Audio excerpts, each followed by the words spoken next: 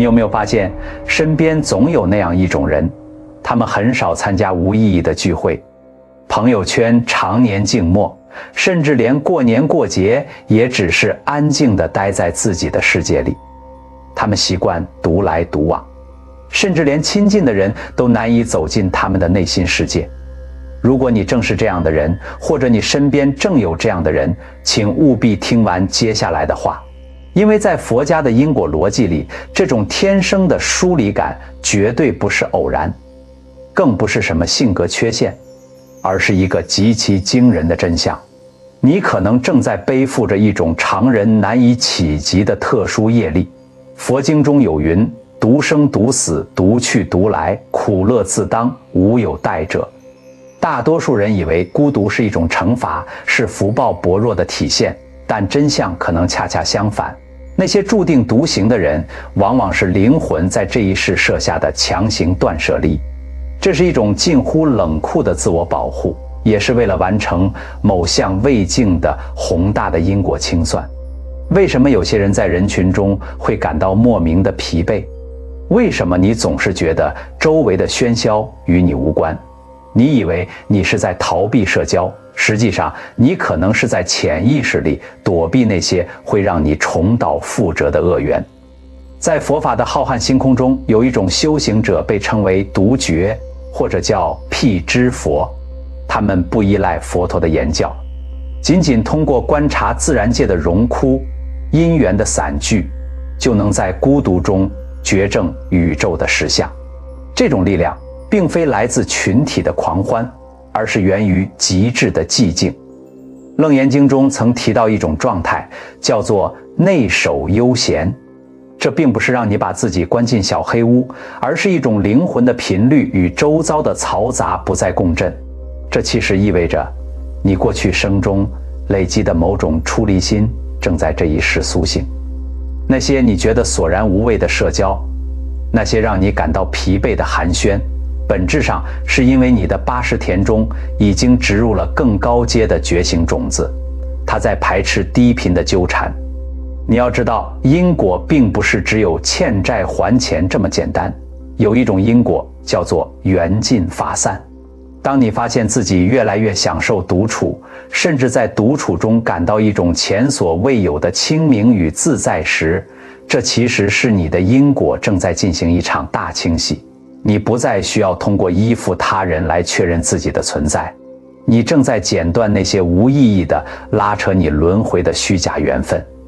这种毒是福报，而不是业障，就像手术室必须无菌一样，一个要进行深度觉醒的灵魂，也必须拥有一段无菌的独行时光。这背后隐藏的因果真相，甚至会颠覆你的认知。如果你现在正因为自己的不合群而感到格格不入，请不要自我怀疑，这可能正是你解脱的开始。现在，我想请你在评论区留下4个字：静心随缘。这不仅是一份对自己的接纳，更是一份给宇宙的信号。当你打下这4个字时，你就在与那份更高阶的清净能量接轨。因为接下来我们要进入一个被大多数人忽略的灵性禁区。我要为你讲述一个跨越3世的故事，看看一个灵魂如何为了守护那份孤独而经历惊心动魄的抉择。在古老的贝叶经中记载着这样一个关于宿命孤独的轮回。故事要从3世之前的一座极尽奢华的王城说起。那时候的他名叫净行，他出生于顶级的贵族之家，天生拥有一种令人惊叹的魅力。无论他走到哪里，身边总是簇拥着无数的追随者、赞美者。他在宴会上谈笑风生，他在政坛上只手遮天。在外人看来，净行是世界上最不孤独的人。他从未独自用餐，从未形单影只。他的人际网络织就了一张密不透光的繁华之网。然而，每当夜深人静，在那座连烛台都镶嵌着宝石的寝殿里，净行总会感到一种莫名的虚空。那种虚空就像是一滴墨水落入了纯净的水中，虽然被稀释了，却始终挥之不去。他发现那些白天对他顶礼膜拜的人，转过身去就在为利益纠葛而尔虞我诈。那些对他海誓山盟的眷属，本质上都在透过他看向更深的欲望。他在这场名为合群的剧本里演得越来越疲惫，直到有一天，他在城郊遇见了一位衣衫褴褛、独自坐在枯木下的修行者。那位修行者什么也没说，只是静静地注视着远方，眼神清澈得像是一潭死水，却又深不见底。静行走过去，带着他习惯性的优越感问道：“你为何孤身一人？难道这世间没有一个值得你留恋的同伴吗？”修行者转过头，微微一笑，说出了一句让静行浑身战栗的话：“正是因为我爱众生，所以我才要离开众生。我现在的孤独，是为了偿还千万年来我欠下那些虚假缘分的债。”静行当时并不明白，他只觉得这个疯子在说胡话。但他没有想到，这句话就像一颗带着诅咒又带着慈悲的种子，深深地埋进了他的80田中，也开启了他未来3世被迫孤独的因果转轮。那天夜里，静行做了一个梦，他梦见自己被无数根金色的丝线缠绕，每一根线都连接着一个他认识的人。随着丝线的收紧，他发现自己不再是一个活生生的人，而是一个被众人拉扯的木偶。那是他第一次意识到，那些所谓的人脉和宠爱，竟然是囚禁灵性最坚固的牢笼。静行的那一世，在繁华落尽后走向了终结。临终前，他没有像其他贵族那样要求宏大的葬礼，而是下了一道奇怪的遗嘱。他要求独自死在城郊那座破败的枯木下。当他的灵魂脱离肉身，站在半空中俯瞰时，他看到了令人心寒的一幕。那些曾经围绕着他发誓生死相随的人们，在他断气不到1个时辰后，就开始为了他的遗产尔虞我诈。他们争夺金币，甚至为了分摊葬礼的费用而争吵不休。就在那一瞬间，静行产生了一个极其强烈的念头，佛家称之为动念结果。他心想，如果这些众星捧月的缘分到头来不过是一场利益的交换，那我宁愿生生世世再不入众人的眼，再不进喧嚣的圈，愿我来生孤独如深山之泉，不为任何人起涟漪。这一念带着他生前未曾消化的疲惫和对真理的渴望，深深烙印在了因果的轮盘上。于是第2世，他转生为一个家境平庸的书生，名叫离尘。奇怪的是，这一世的他天生带有一种被忽略的磁场。在私塾里，离尘明明坐在最中间，老师却总会跳过他提问。在社交场合，他开口说话，周围的人却像是没听见一样，继续讨论着别的话题。这种感觉就像他是一抹透明的空气。他曾尝试过合群，尝试过讨好，甚至尝试过在人群中大声疾呼，但换来的只有尴尬的冷场。他感到前所未有的痛苦。他不懂，为什么上天要剥夺他与人连接的能力？为什么他明明付出了真心，却总像是在对着深渊呼喊，得不到半点回响？直到有一天，他在自家的阁楼里翻出了一卷残破的经书，上面赫然写着：众生以爱欲牵缠，如蚕作茧，智者以孤独为刃，劈开尘网。他猛然想起，在那个奢华的王城里，他曾为了虚荣而虚掷了多少光阴。这一世的被忽略，其实是因果对他最深情的保护。因为没有了无意义的应酬，他有了大把的时间去钻研圣贤之书。因为没有了虚伪的吹捧，他得以看清人性的每一个细微纹路。他开始意识到，这种被隔离的状态其实是一种特殊的因果加速器。他在这一世所修行的定力抵得上别人10世的苦修。然而因果的真相远不止于此。就在他快要习惯这种清静时，一个曾经在他前世出现过且带着深重业债的人竟然再次出现在了他的生命里。这一次对方不再是他的追随者，而是一个带着毁灭性诱惑的人。这一场因果的对决正式拉开了序幕。那是一位极具魅力的女子，名叫曼陀。曼陀的出现几乎瞬间击碎了黎尘好不容易建立起来的清静。他不仅能听见黎尘说话，甚至能读懂他内心最深处的寂寞。他带着前世未了的痴缠，试图将黎尘拉回那个充满了情感拉扯、利益交换的红尘漩涡。曼陀对他说：你为何要修这枯木禅？人生苦短，若无相爱之人，若无沸腾的生活，这解脱又有何意义？黎尘动摇了，他在那一刻甚至觉得这种被迫的孤独是一种残忍的惩罚。他开始沉溺于曼陀给予的关注，开始为了他去钻营、去社交、去重新挤进那个他曾厌恶的圈子。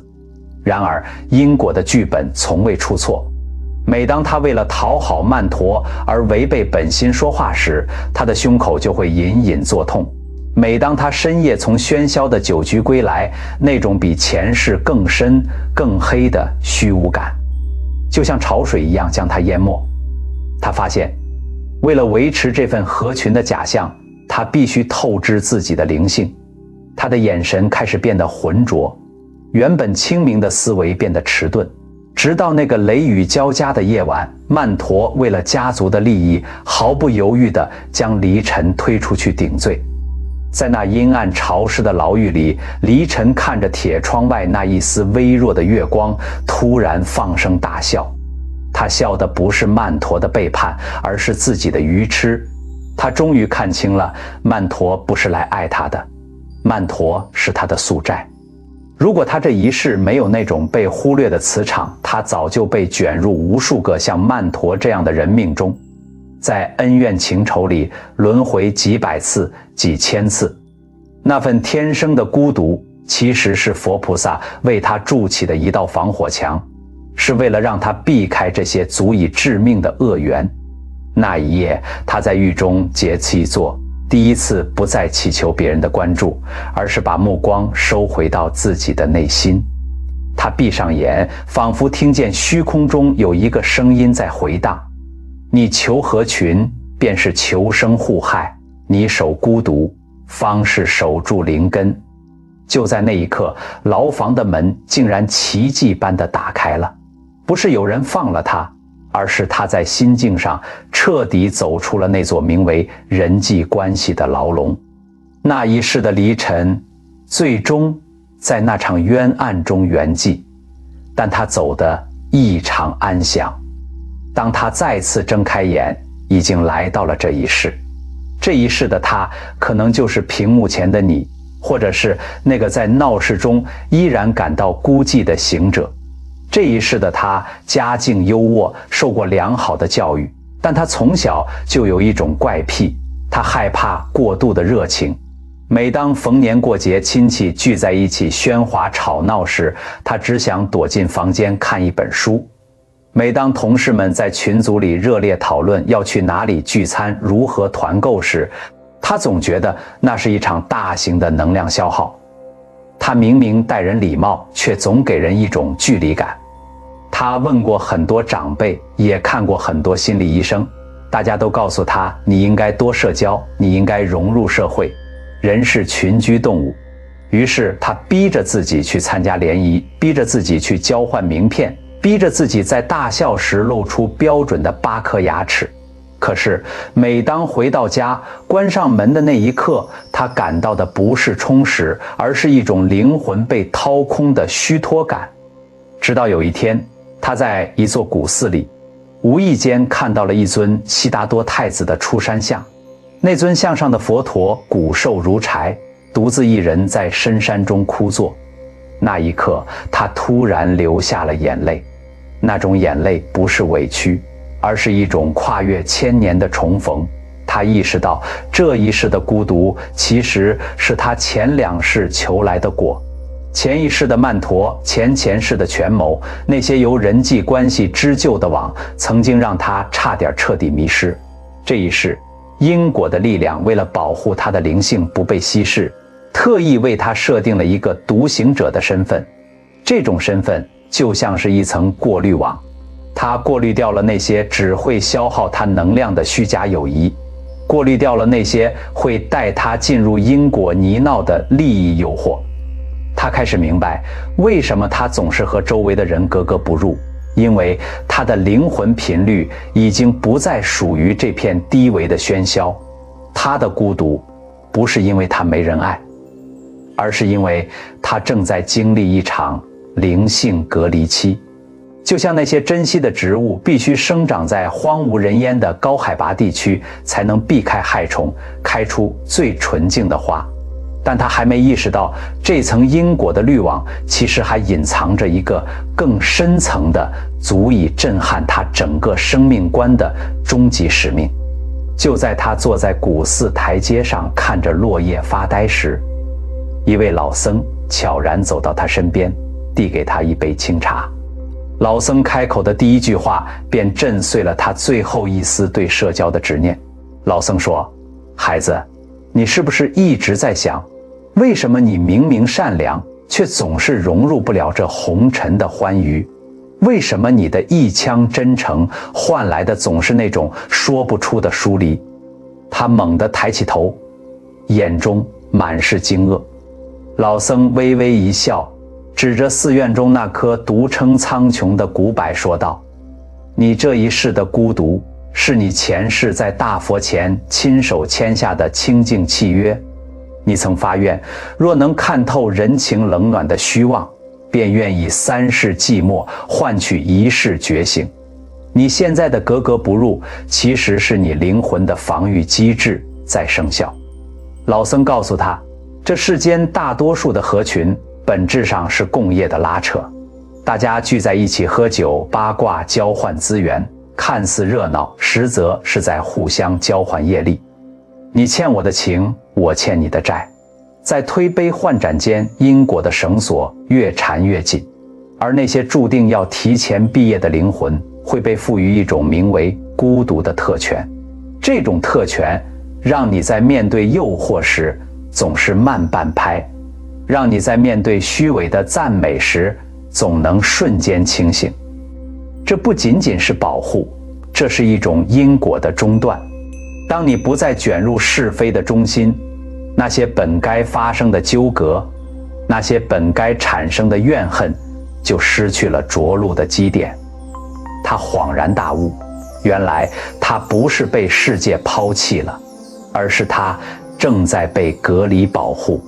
他的孤独是一场灵魂的深度排毒。老僧最后拍了拍他的肩膀说：“别再试图去合群了，你的路不在横向的社交里，而在纵向的觉知中。当你不再恐惧孤独，当你能在这份寂静中听见宇宙的呼吸，你就会发现你从未真正孤单。你与万物同在，只是不再与庸俗共振。”那一刻，他看遍了街头闪烁的霓虹，看遍了那些行色匆匆、眼神迷茫的人群，心中升起的是一种前所未有的慈悲，而非疏离。他终于明白，这一世的孤独是他送给自己最好的礼物。他不再是一个格格不入的异类，而是一个在繁华岸边静静观察潮起潮落的觉醒者。这场跨越3世的因果，最终在这一刻化作了一缕清凉的风，吹散了他心头积压已久的阴霾。在听完那个跨越3世的故事后，你可能会有一种通透感。原来我们这辈子所经历的那些格格不入，竟然都有迹可循。现在我们要把这种感性的共鸣升华为理性的佛学智慧。我们要自然地解开一个真相：为什么在佛法的眼光里，孤独并不是一种缺失，而是一种极其高阶的因果防御系统。这么说吧，我们要破除的第一种幻觉就是合群等于福报。在很多人的潜意识里，尤其是深受儒家社交文化影响的环境下，我们总觉得人脉广、朋友多、饭局不断才是一个人成功的标志。但佛法告诉我们，这往往是一种业力的纠缠。你仔细想想，当你身处在一个熙熙攘攘的社交圈时，你的心念是散乱的还是清明的？阿含经里曾深刻地揭示，众生之所以轮回，是因为爱欲缘起。每一个所谓的人脉，本质上都是一条看不见的因果线。当你在这个圈子里左右逢源时，你其实是在不断地透支自己的能量去承接他人的业力。你听朋友抱怨生活的琐事，你的80田中就种下了负面的种子。你为了融入圈子而随声附和，你的口业就在无形中累积。而那些天生独来独往的人，其实是由于过去生中累积了深厚的出离心。这种出离心在这一世转化成了一种生理性的、直觉性的疏离，这在佛学中被称为清净业力的显现。这种因果真相是你的灵魂在潜意识里为你建立了一个无菌室。很多朋友常会觉得拒绝别人的邀约会有罪恶感，或者担心被排挤，但如果你能从因果的角度看，你就会发现，每一次你选择拒绝那场无意义的聚会，你其实是拒绝了一次潜在的业力纠缠。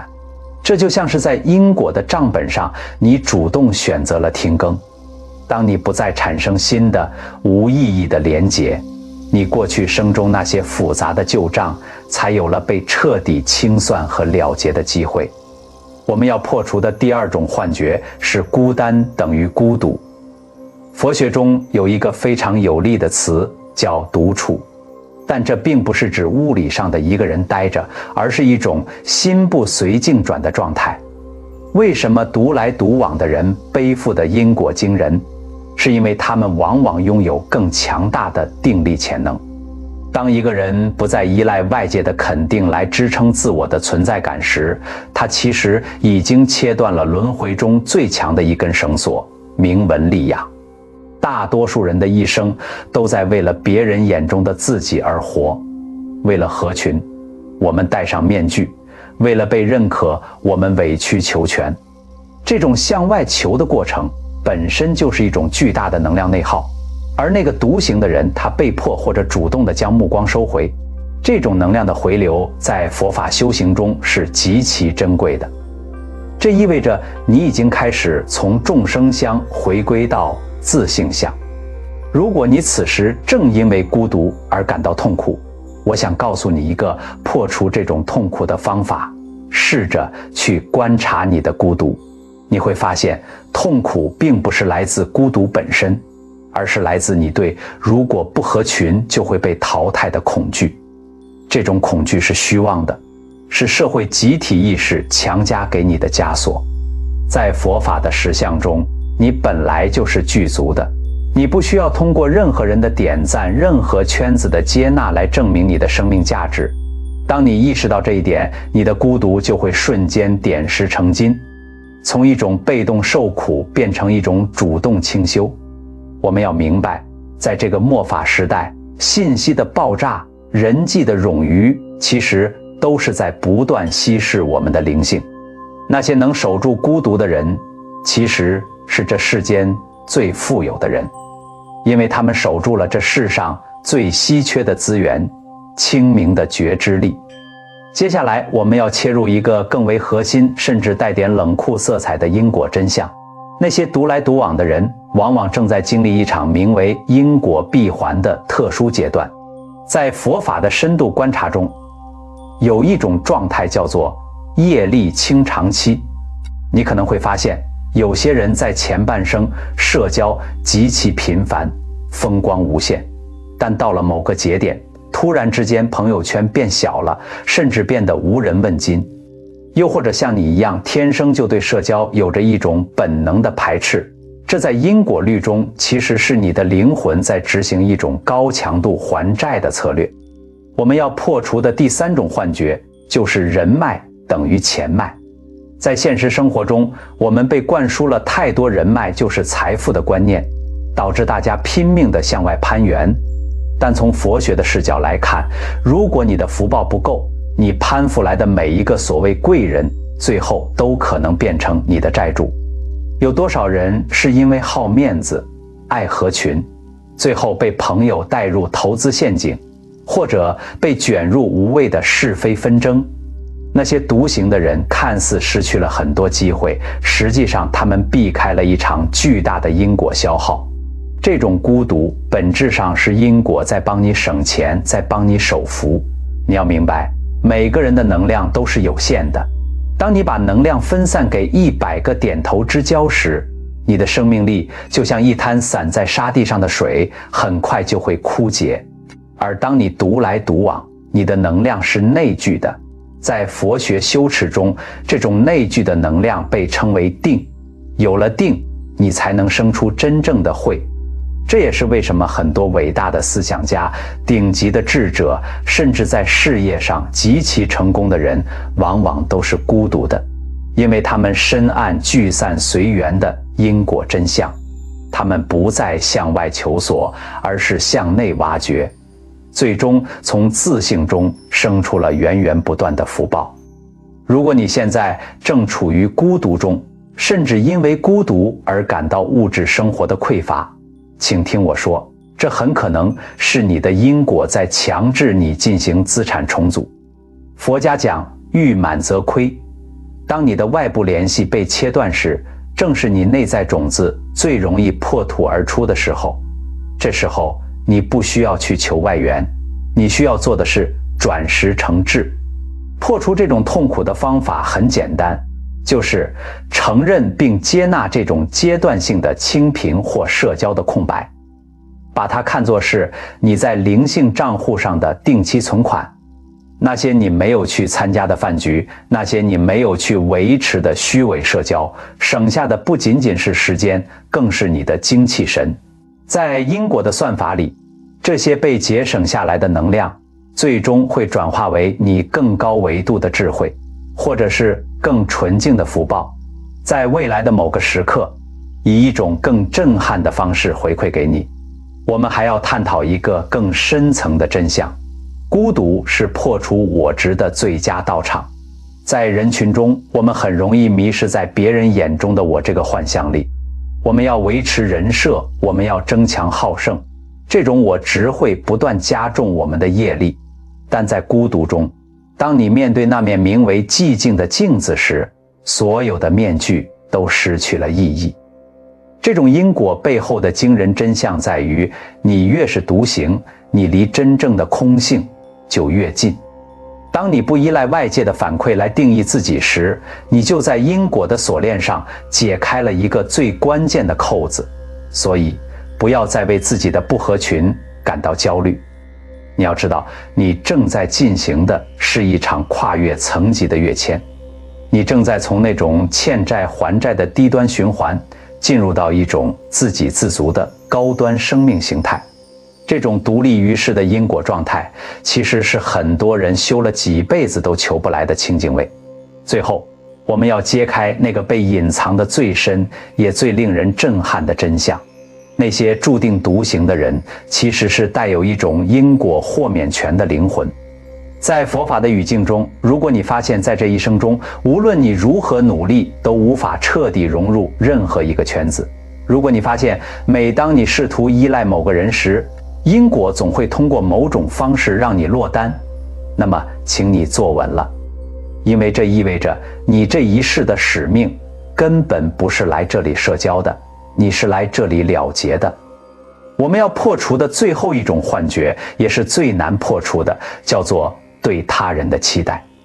我们之所以在孤独中感到受挫，是因为我们还保留着一种幻觉，认为这个世界上总有一个人、一个团体能彻底消除我们的孤独感。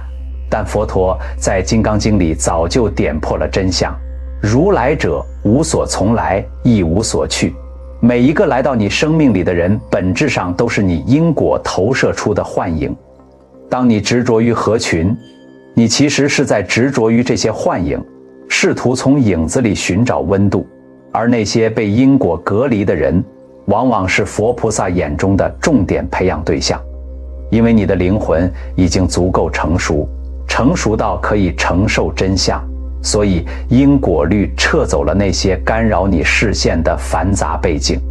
这种真相之所以惊人，是因为你现在的状态其实是一种预演。